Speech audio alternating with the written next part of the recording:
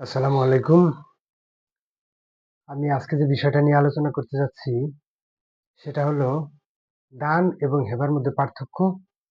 আপনি আপনার সম্পত্তি কাকে দান করবেন, কাকে হেবা করবেন, কত টাকা রেজিস্ট্রেশন ফি, দান এবং হেবার মধ্যে পার্থক্য। এই বিষয় নিয়ে বিস্তারিত আলোচনা করব। আমি অ্যাডভোকেট আতিয়ার শিকদার। আমি নিয়মিত ঢাকা জজ কোর্টে আইন প্র্যাকটিস করি।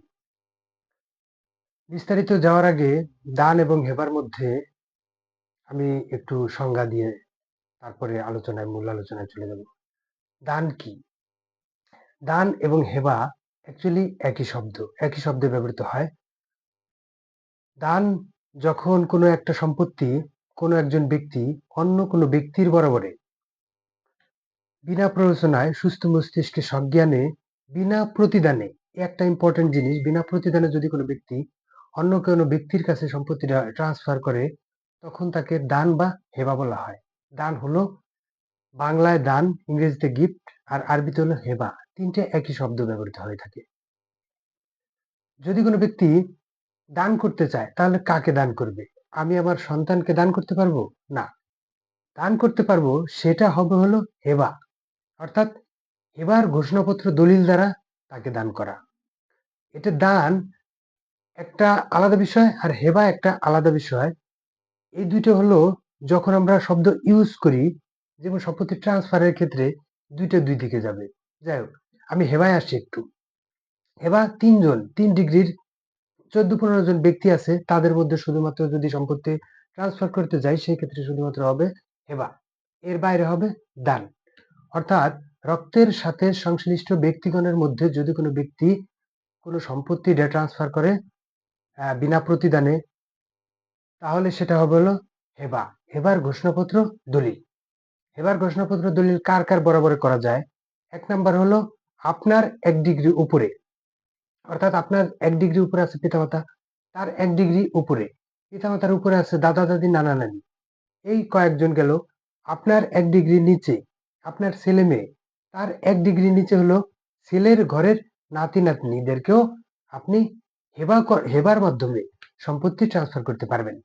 এছাড়া আপনি স্বামী স্ত্রী, স্ত্রী স্বামীকে, আহ, আপনি ভাই বোনদেরকেও হেবার মাধ্যমে সম্পত্তিটা ট্রান্সফার করতে পারবেন। হেবার ঘোষণাপত্র দলিল দ্বারা যদি আপনি সম্পত্তিটা ট্রান্সফার করেন, এটার একটা সুবিধা হলো রেজিস্ট্রেশন ফি 100 টাকা। আর দানের ক্ষেত্রে রেজিস্ট্রেশন ফি দলিলে যে মূল্য থাকবে, মূল্যের উপর 8% হারে সরকারকে খরচ দিতে হবে। তাহলে এই যে রেজিস্ট্রেশন ফি, এটা হলো অনেক ফারাক, অনেক ডিফারেন্স। আচ্ছা, এবার দান করা যায় কার কার বরাবরে? দান আপনি করতে পারবেন হেবা যাদেরকে করা যায় তাদের বাদ দিয়ে, বাইরের কারো যদি আপনি সম্পত্তিটা ট্রান্সফার করতে চান, সেই ক্ষেত্রে দানের মাধ্যমে সম্পত্তিটা ট্রান্সফার করতে পারবেন। এছাড়া মুসলিম আইন অনুযায়ী হয় হেবা, আর মুসলিম আইনের বাইরে যদি কোনো ব্যক্তি অন্য কোনো ব্যক্তিকে সম্পত্তি ট্রান্সফার করে, সেটা হবে দান। এ হলো হেবা এবং দানের মধ্যে যে একটা সূক্ষ্ম পার্থক্য, সেটার ব্যাপারে বললাম। এবং হেবা এবং দান, এতে এ দুটো যদি শুদ্ধ হতে হয়, আইনগত বৈধ হতে হয়, তাহলে 3টে শর্ত পূরণ করতে হবে। 3টে শর্তের 1 নাম্বার হলো যে ব্যক্তি হেবা করবে বা আরেকজনকে সম্পত্তিটা ট্রান্সফার করবে, তাকে অবশ্যই ঘোষণা দ্বারা এই হেবাটা করতে হবে। হেবা বা দানটা ঘোষণার মাধ্যমে করতে হবে। ঘোষণাটা দুই ভাবে হতে পারে, নিজে ঘোষণা দিতে পারে, অথবা কোনো আমুক্তারনামা নিয়োগ করে তাকে দ্বারাও ঘোষণা দেওয়াতে পারে। 1 নাম্বার শর্ত। 2 নাম্বার শর্ত হলো অবশ্যই যাকে হেবাটা করবে বা দানটা করবে, তাকে সাদরে তা রিসিভ করতে হবে বা গ্রহণ করতে হবে, অ্যাকসেপ্ট করতে হবে।